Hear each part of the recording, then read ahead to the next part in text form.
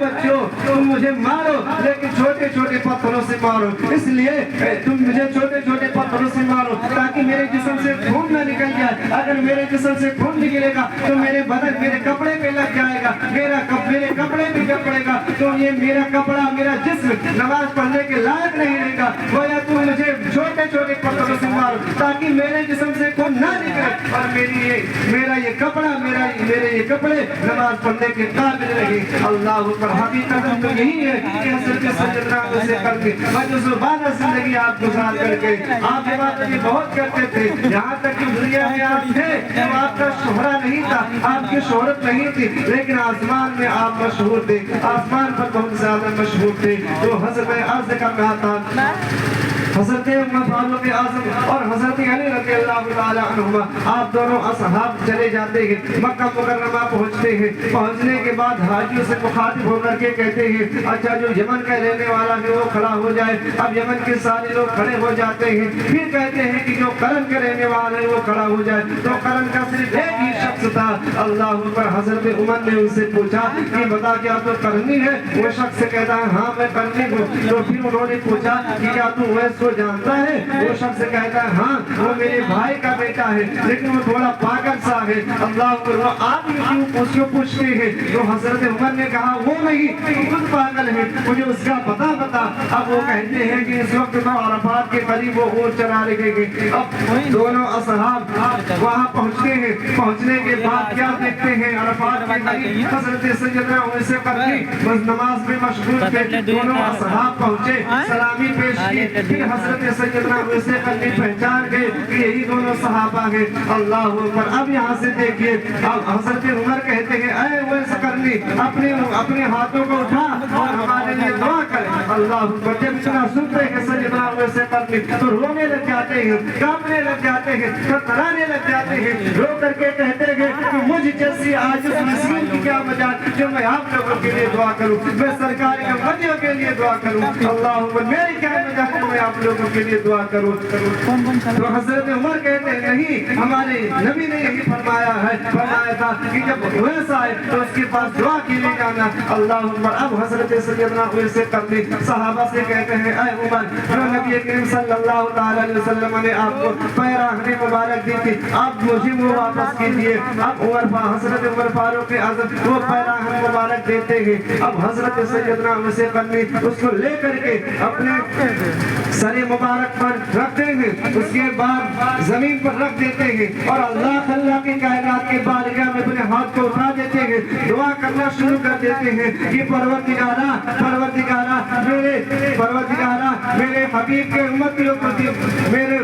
امتیوں کی بخشش فرما دے۔ اللہ اکبر۔ ندا آئی کہ اے اویس نصف امتیوں کی بخشش ہو گئی۔ اللہ اکبر۔ ابھی بھی اسرار جاری ہے، ابھی بھی حضرت سیدنا اویس قرنی اسرار پہ اسرار کر رہے ہیں۔ ایک روایت میں یہ ہے تعریف الاولیاء فی فضائل الاصفیاء میں یہ ہے کہ آپ حضرت سیدنا اویس قرنی پیراہن مبارک سرکار کے حکم کے مطابق آپ اپنے سر پر رکھتے ہیں، اس کے بعد آپ بچھا دیتے ہیں اور سرکار کے حکم کے مطابق اپنے سر کو سجدے میں رکھ دیتے ہیں اور دعا کرنا شروع کر دیتے ہیں۔ اب حضرت اویس قرنی دعا کرنا شروع کر دیتے ہیں۔ ندا آئی کہ اے اویس آدھی امتیوں کو میں نے بخش دیا، آدھی امتیوں کو حضرت حضور غوث اعظم رضی اللہ تعالیٰ عنہ کے صدقہ سے مقبولا جو تمہارے بعد آنے والے ہیں۔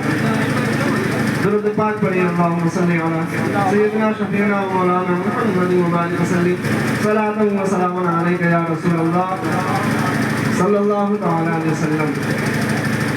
حضرت سیدنا اویس قرنی آپ دنیا سے جاتے جاتے ایک نمونہ دے کر کے گئے، جیسے میں نے ابھی بیان کیا کہ حضرت عمر فاروق اعظم حضرت علی کرم اللہ وجہ کریم آپ جب دونوں اشخاص حضرت اویس قرنی کے پاس پہنچے اور جب دعا کے لیے کہا کہ اویس قرنی سے کہا کہ آپ ہمارے لیے دعا کیجیے تو حضرت اویس قرنی رونے لگ جاتے ہیں، رو کر کے کہتے ہیں کہ مجھے عاجز مسکین کی کیا مجال جو میں آپ کے لیے دعا کروں۔ تو اللہ اکبر۔ حضرت عمر نے کہا نہیں ہمارے نبی نے یہی فرمایا تھا کہ جب ویسا ہے تو اس کے لیے تو اس کے پاس دعا کے لیے جانا. میرے ذہن میں ایک سوال پیدا ہوا کہ اے لوگوں، میرے ذہن میں یہ سوال پیدا ہوا کہ آخر اتنا بڑا مرتبہ انہیں کیسے ملا؟ کیا جہاد کے بنا پہ ملا؟ کیا نماز کے بنا پہ ملا؟ کیا روزے رکھنے کے بنا پہ ملا؟ کیا زکات دینے کے بنا پہ ملا؟ نہیں مسلمانوں، اگر اتنا بڑا مرتبہ انہیں ملا ہے تو ماں کی خدمت کے بنا پہ ملا ہے. انہوں نے ماں کی ایسی خدمت کی ہے کہ جب پروردگار عالم کی بارگاہ میں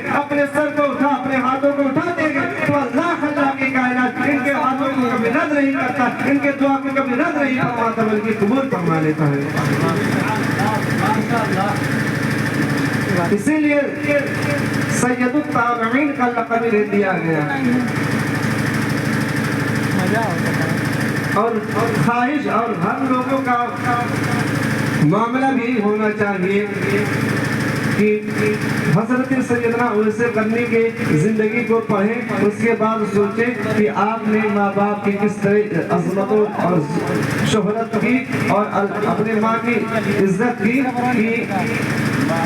اپنے ماں جو بالکل ضعیفہ تھی، بوڑھی تھی، جو چل نہیں سکتی تھی، آنکھوں سے دکھائی ختم ہو چکی تھی، نابینا ہو چکی تھی، چلنے کی طاقت ان کے ماں کے اندر نہیں تھی. لیکن حضرت سیدنا اویس قرنی، بات آپ لوگوں نے سنا ہوگا لیکن بتا دے رہا ہوں، حضرت سیدنا اویس قرنی اپنی ماں کو صبح شام تکلیف نہیں دینے دیتے ہیں، نہ ہی تکلیف میں کبھی رکھتے ہیں. صبح شام اپنی ماں کی خدمت کرتے ہیں، اپنی ماں سے کہتے ہیں میری ماں کبھی اجازت دے دے سرکار علیہ الصلوۃ والتسلیم سے ملاقات کر آؤ. اللہ اکبر. ماں بوڑھی تھی، ضعیفہ تھی، کچھ کر نہیں سکتی تھی، اس لیے انہوں نے کبھی اجازت نہیں دی، لیکن روزانہ یہی اصرار کرتے تھے ماں آج اجازت دے دے. اللہ اکبر. ایک دن بہت اصرار کیا حضرت اویس قرنی نے تو ماں نے اجازت دی کہ جاؤ لیکن شام تک تم گھر واپس آ جانا. اللہ اکبر. دیکھیے اچھا یہاں سے ایک اور معلوم ہے، پتہ ایک چیز اور یہاں سے معلوم ہوتی ہے.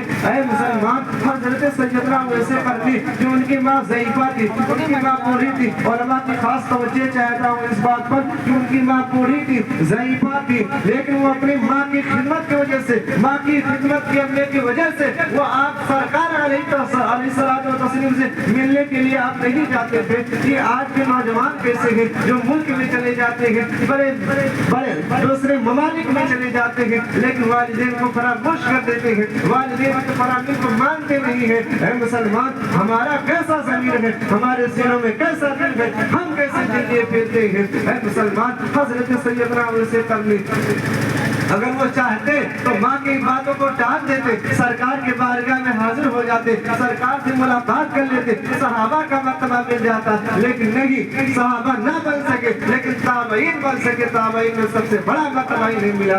اللہ پر حضرت سیدنا اویس قرنی جب ملاقات کے لیے گئے تو آقا کریم صلی اللہ تعالی علیہ وسلم کے دروازے پر پہنچے، گھر پر پہنچے تو دروازے پر دستک دی. اندر سے حضرت عائشہ صدیقہ رضی اللہ تعالی عنہا نے آپ نے کہا کون ہے؟ تو کیا جواب دیا کہ میں ایک فقیر ہوں، یمن سے آیا ہوں، سرکار سے ملنے کا بہت مشتاق ہوں. میں میرا دل بہت تڑپ رہا ہے کہ سرکار سے میں ملوں. اللہ اکبر. حضرت عائشہ فرماتی ہے کہ فی الحال وہ گھر پر نہیں ہے. اللہ اکبر. تو حضرت سیدنا اویس قرنی اب سوچئے سرکار سے ملنے کے لیے گئے تھے لیکن ملے نہیں. اب ان کے دل پر کیا بیت رہی ہوگی؟ اگر وہ چہرہ دیکھ لیے ہوتے تو صحابہ کا مرتبہ انہیں مل جاتا. اللہ اکبر. حضرت اویس قرنی کہتے ہیں کہ اگر وہ آئے تو بتانا کہ یمن کا ایک شخص آیا تھا آپ سے ملنے کے لیے. اللہ اکبر. اب حضرت اویس قرنی چلے آتے ہیں، اس کے فوراً ہی بعد آقا کریم صلی اللہ تعالی علیہ وسلم گھر پر تشریف لاتے ہیں تو گھر کے دروازے کے اندر نہیں گئے کہ پہلے ہی آپ محسوس کر لیے اور اپنی بیوی سے کہا عائشہ آج تو یہ گلی بالکل بدل گئی ہے، گلی میں اس گلی سے تو خوشبو نظر آ رہی ہے. اللہ اوپر. آقا نے فرمایا اے عائشہ کوئی آیا تھا، کوئی شخص، کوئی بہت معتبر شخص آیا تھا، یہ کیسی خوشبو نظر آ رہی ہے؟ تو حضرت عائشہ نے کہا حضور آپ تو پہلے ہی جان گئے. اللہ اکبر. تو حضرت عائشہ نے کہا کہ یمن کا ایک شخص آیا تھا، وہ آپ سے ملنے کے لیے آیا تھا، آپ نہیں تھے اس لیے وہ واپس چلے گئے. اللہ اکبر. جب اتنا سنتے ہیں آقا کریم صلی اللہ علیہ وسلم تو آپ تڑپ جاتے ہیں، کہتے ہیں کہ انہیں روک لیا ہوتا. اللہ اکبر. اس کا نام اویس ہے، وہ اویس تھا جو ان سے ملنے کے لیے آیا تھا. اس کا مرتبہ لاکھ اللہ کے کائنات کی بارگاہ میں اتنا عظیم ہے، اتنا بڑا ہے کہ اگر وہ اپنے ہاتھوں کو اللہ رب العزت کے بارگاہ میں اٹھا دے تو قسم ہے رب ذوالجلال کی اللہ رب العزت کے دعا کو کبھی رد نہیں فرمائے گا۔ کچھ بھی بیان کی جائے لیکن مجھے تو یہاں سے نہیں سبق ملتا ہے میرے بھائی کہ ہم کہیں بھی رہیں ماں کی خدمت کریں، ماں کی عظمت کریں، ماں کے مقام کو سمجھیں۔ یہ ماں ہمیشہ ماں باپ ہمیشہ ملنے والے نہیں ہیں۔ اب میں ٹاپک بدل کر میں ایک بات والدین کے تعلق سے میں بیان کر دیتا ہوں، اس لیے کہ مجھے واقعہ بیان کرنا بالکل پسند نہیں ہے۔ الحمدللہ خواہشیں یہی ہوتی ہے کہ اصلاحی بیان ہو اور دو باتیں بیان ہو، اگر ایک باتیں کوئی عمل کر لے تو وہی بہت بڑی بات ہے۔ اس لیے کہ مثال کے طور پر اگر آپ وضو کرنے کا طریقہ اگر آپ کو نہ معلوم ہو، آپ سے اگر نماز پڑھنے کے لیے کہہ دیا جائے تو بیکار ہے۔ پہلے آپ وضو کا طریقہ سیکھیں، اس کے بعد نماز کا طریقہ آپ سیکھیں گے۔ تو پہلے اپنے دل میں سرکار کی محبتیں لائیے، پھر آپ دیکھیے کہ اسلام ہوتا کیا ہے۔ آقا کریم صلی اللہ علیہ وسلم نے ارشاد فرمایا کہ جو اولاد اپنے باپ کو دنیا سے ناراض کر کے چلا گیا، جنت کی خوشبو کبھی اس کو مل نہیں سکتی، بلکہ جنت کی خوشبو اس پر حرام کر دی جاتی ہے۔ والدین کے بارے میں اللہ نے فرمایا، جو میں نے آیت کریمہ بیان کی کہ اپنے ماں باپ کو اف تک نہ کہو، نہ انہیں جھڑکو۔ اب تو بالکل مسئلہ بدل چکا ہے، اب وہ سارے حالات بدل چکے ہیں، لوگ بھی بدل چکے ہیں۔ اب وہ لوگ ایسے لوگ نہیں ہیں جو پہلے زمانے میں ایسے لوگ تھے۔ اللہ اکبر، اب وہ لوگ نہیں رہے۔ اللہ نے کلام مقدس میں اگر ماں باپ کی فضیلتیں نہ ہوتی تو اللہ کلام مقدس میں والدین کے بارے میں ذکر نہ فرماتا۔ اللہ نے فرمایا والدین اپنے ماں باپ کو اف تک نہ کہو، نہ انہیں جھڑکو۔ تو میں ہمارے اساتذہ کرام نے ایک استاد نے ہمیں بتایا کہ اف کا مطلب یہ ہوتا ہے کہ اگر تمہاری ماں اس بات کو غور سے سنے گا، اگر تمہارے والدین تم سے ایک کام کے لیے کہتے، جیسے آپ کوئی باپ اپنے بیٹے کو کہے کہ فلاں چوراہے پر چلے جاؤ اور یہ سامان لے آؤ، اور وہ بیٹا صرف اپنے دل میں صرف جھجک لے آئے، اگرچہ وہ چلا جائے اور سامان لے کر واپس آ جائے، بس اپنے دل میں یہ سوچ لے کہ یہ بار بار وہی جگہ پر بھیج رہے ہیں، تو یہ ہوتا ہے، یہ بھی ماں باپ کی نافرمانی ہے۔ اللہ نے فرمایا تک نہ کہو ماں باپ کو، نہ انہیں جھڑکو۔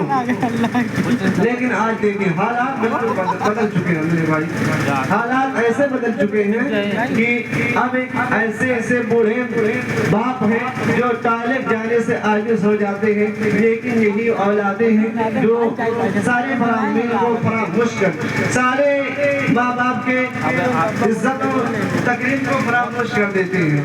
ہاں میں نے ایک بات اور پڑھی ماں کے حوالے سے کہ جب ماں بچے کو جنتی ہے، ماں جب بچہ دنیا میں پیدا ہوتا ہے، یہ اولادیں آج کل کے جو اولاد ہیں ماں باپ کی عزت نہیں کرتے ہیں، ماں باپ کے مرتبے کو کہیں سمجھتے نہیں ہیں۔ اے میرے بھائی، ہم ماں باپ کے مرتبے کو سمجھ نہیں سکتے، کبھی نہیں۔ ساری زندگی اگر ہم ماں باپ کے قدموں میں سارا پیسہ رکھ دیں، پھر بھی ہم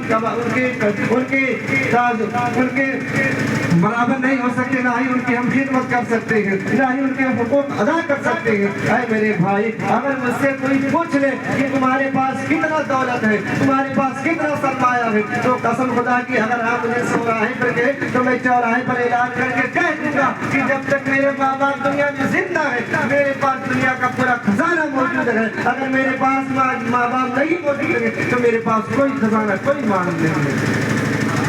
ایک شخص اپنی ماں کو کندھے پر بیٹھا کر 7 مرتبہ حج کرایا، اور حج کرانے کے بعد اس نے آقا کے بارگاہ میں آیا اور کہا حضور میں نے اپنی ماں کو کندھے پر بیٹھا کر 7 مرتبہ حج کرایا ہے، اور دھوپ کی شدت اتنی تھی، تپش اتنی تھی کہ اگر میرے جسم کے گوشت زمین پر رکھ دیے جاتے تو وہ ابل کر راکھ ہو جاتا۔ اللہ اکبر، یا رسول اللہ کیا میں نے اپنی ماں کا حق ادا کر دیا؟ اللہ اکبر۔ تو میرے اور آپ کے نبی آقا کریم صلی اللہ علیہ وسلم نے ارشاد فرمایا، اے شخص، اے عربی، جب تو دنیا میں پیدا ہوا تھا جتنا جھٹکا تجھے دنیا میں آتے ہوئے لگا تھا، ابھی تو نے اتنا حق ادا نہیں کیا، تو ماں کا حق کیسے ادا کر سکتا ہے؟ حضرات پھر میں نے پڑھا جب بچہ دنیا میں پیدا ہوتا ہے، نوجوان کبھی علماء سے معلوم کیجئے گا کہ جب ماں بچے کو جنتی ہے تو کتنی تکلیفیں ماں کو ہوتی ہے۔ بتایا گیا کہ 40 ماں کو یہ سمجھیے کہ جسم میں جو 40 ہڈیاں ہوتی ہیں اور 39 چیزیں یعنی 39 ہڈیاں تک موت پہنچ جاتی ہے، صرف ایک ہڈی مطلب بچتی ہے کہ اس کے بعد بچہ دنیا میں پیدا ہوتا ہے، پھر ماں بچ جاتی ہے۔ اگر اسی ہڈی پر اگر ماں کی روح نکل جائے، اگر وہ 40 جوڑا ہو جائے تو بچے کے ساتھ ماں کا بھی انتقال ہو جائے گا۔ یعنی ماں جب بچے کو جنتی ہے، جب بچہ دنیا میں پیدا ہوتا ہے تو ماں موت کے منہ سے باہر نکلتی ہے، اس کے بعد بچے کو جنتی ہے۔ اللہ اکبر، یہ اولاد سمجھنے سے قاصر ہے، سمجھنے سے ہمارے ذہن دور ہے۔ ہم کبھی ماں باپ کے فرامین کو سمجھ نہیں سکتے۔ ماں باپ کی خدمت کرے، ماں باپ کی خدمت ہی میں ہمارے اور آپ کی بھلائی ہے، ورنہ وہی حال ہوگا، نہ خدا ہی ملا نہ مثال سلم، نہ ادھر کے رہے نہ ادھر کے رہے۔ ایسے ایسے بھی لوگ ہیں جو دنیا سے جب جاتے ہیں تو لوگ ان پر رشک کرتے ہیں کہ ہائے یہ آدمی جب تک محلے میں ہمارے تھا سارے بستی کے لوگ اس سے محفوظ تھے، سارے بستی کے لوگ اس سے محفوظ تھے۔ اللہ اکبر، لیکن ایسے بھی لوگ دنیا سے گئے کہ جب دنیا سے گئے تو ان کے قبر پر لوگ جا کر کے گالیاں دیتے ہیں کہ یہ مسلمان، یہ آدمی جب تک تھا تب تک کوئی مسلمان سکون سے نہیں رہتا تھا، کوئی بستی کے پورے لوگ سکون سے نہیں رہتے تھے۔ تو اللہ اکبر میرے بھائی، اپنے کردار کو بدلیے، نام کا مسلمان نہ بنیے۔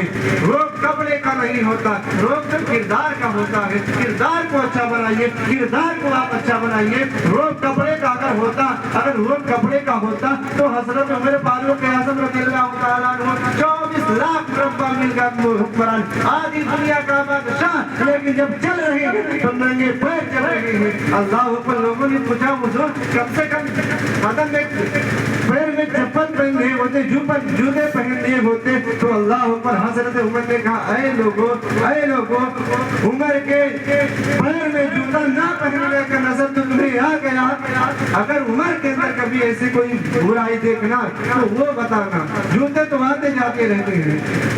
اللہ اکبر، ایمان کو مضبوطی بنائیے، درود پاک پڑھیے، اللہم صلی علی سیدنا شفیعنا مولانا محمد مبارک وسلم، صلو علیہ صلاۃ و سلام علیک یا رسول اللہ صلی اللہ علیہ وسلم۔ یاد رکھیں، ہر مسلمان کو، ہر شخص کو موت کا ذائقہ چکھنا ہے، چاہے وہ چرند ہو چاہے وہ پرند ہو، لیکن ہم اس سے غافل ہیں۔ اللہ فرماتا ہے وَلِكُلِّ أُمَّةٍ أَجَلٌ فَإِذَا جَاءَ أَجَلُهُمْ لَا يَسْتَأْخِرُونَ سَاعَةً وَلَا يَسْتَقْدِمُونَ، یعنی ہر گروہ کا ایک وعدہ ہے، اسی طرح موت کا بھی ایک وعدہ ہے۔ تو جب وہ لمحہ آ جائے گا تو نہ ایک گھڑی آگے ہوگی نہ ایک گھڑی پیچھے ہوگی۔ تو میری نظر ایک طرف اور گئی، جو مسلمانوں پر لوگ ظلم کرتے ہیں، زیادتی کرتے ہیں، ظالم جو ظلم کرتے ہیں مسلمانوں پر،